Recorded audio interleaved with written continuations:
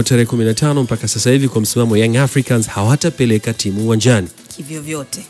Kanuni zinasemaje? Sasa hivi ukisema kanuni unaambiwa mbona mkwanza kuangalia kanuni siku nyingi. Kanuni ya 31 kwa kile ambacho Yanga wamekisema hawatakwenda uwanjani, hawatacheza hii mechi. Kanuni ya 31 ya ligi kuu kutofika uwanjani. Nasikiza vizuri?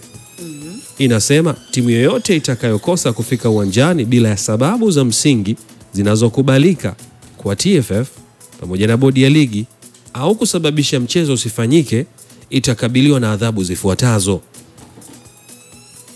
Kifungu cha kwanza, kutozwa faini ya shilingi milioni 5, ambapo shilingi milioni 2.5 zitachukuliwa na bodi ya ligi kuu na shilingi milioni 2.5 italipwa kwa timu pinzani.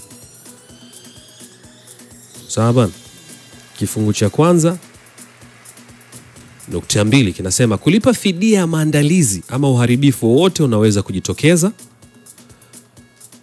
Kupokwa alama 15 katika msimamo wa ligi na viongozi waliosababisha jambo hilo watachukuliwa hatua zaidi za kinidhamu. Endapo timu itakuwa na alama pungufu ya 15 itakuwa na alama hasi kwa kiasi kinachopungua kwenye msimamo wa ligi.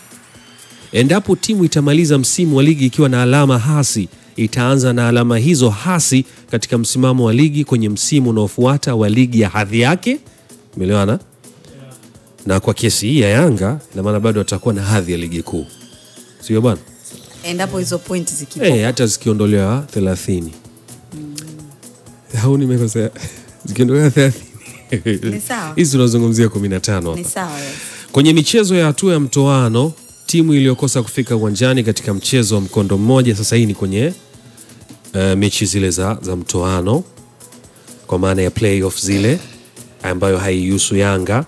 Lakini tukiendelea mbele huku inasema kiongozi yeyote atakayebainika kushiriki, alishawishi au alikuwa chanzo au sababu ya timu kutokea uwanjani bila ya sababu za msingi atafungiwa kwa kipindi cha miezi 12, ambao ni sawa na mwaka mmoja. Inaweza kukabiliwa na adhabu zaidi kama ambavyo TFF na bodi ya ligi itahitaji kuchukua hatua zaidi kadiri itakavyoona inafaa. Kwa hivyo ile mechi 15 alama 15 na adhabu nyingine zinaweza zikaongezeka kutokana na vile TFF pamoja na bodi ya ligi itaona inafaa. Timu ya ligi kuu itakayoshindwa kufika kituoni katika michezo mitatu ya ligi bila sababu za msingi zinazokubaliana hii haiwahusu Yanga. Wao wanasema mechi ya dabi peke yake.